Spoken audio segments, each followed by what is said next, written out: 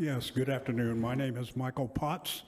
What I want to talk to you about is responsibility, personal responsibility to follow laws that have been set by the society we live in.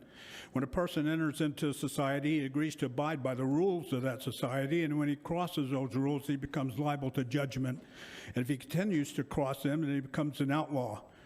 Now, we can't ever forget the preamble to our Constitution. And we, the people of the United States, in order to form a more perfect union and establish justice, ensure domestic tranquility, provide for the common defense, promote the general welfare, and secure the blessings and liberty to ourselves and our posterity, do ordain and establish the Constitution of the United States of America.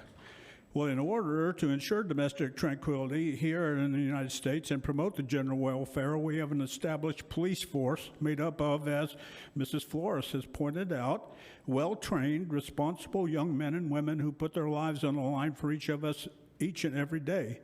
When we talk about personal responsibility, we should have learned at an early age that we are to obey the commands of the police officer. It doesn't matter if you agree with what they say. It is my responsibility. It's all of our responsibility to do what they tell us to do. Now, if you want to argue with the police, and if you want to run from or resist or accost the police, and if you want to struggle with them or try and take their gun, then you are responsible for the consequences of your actions. If you end up being killed, then that is not on the police officer, that's on you. Depending on the situation, they may only have seconds to evaluate the situation, formulate a solution to the problem, and even protect themselves from being killed in the line of duty. Now, since 2018, there have been 1,614, as per the National Law Enforcement Officers Memorial Fund, officers killed in the line of duty. What I'm getting at is a proposal that Peter Goodman came up with to create a Citizens Police Oversight Committee. ABC News reported in 2021 that a 2018 DOJ report suggested there is little empirical evidence to demonstrate the effectiveness of oversight committees. It also states that these groups have exacerbated tensions among local officials, law enforcement, and activists.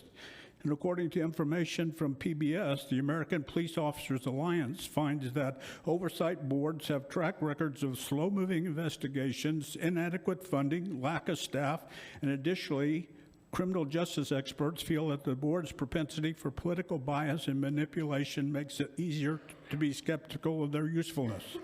This is like playing armchair quarterback on a Monday morning. The individuals on one of these boards cannot possibly understand any situation a police officer is faced with, much less try to tell him they need to do something a certain way.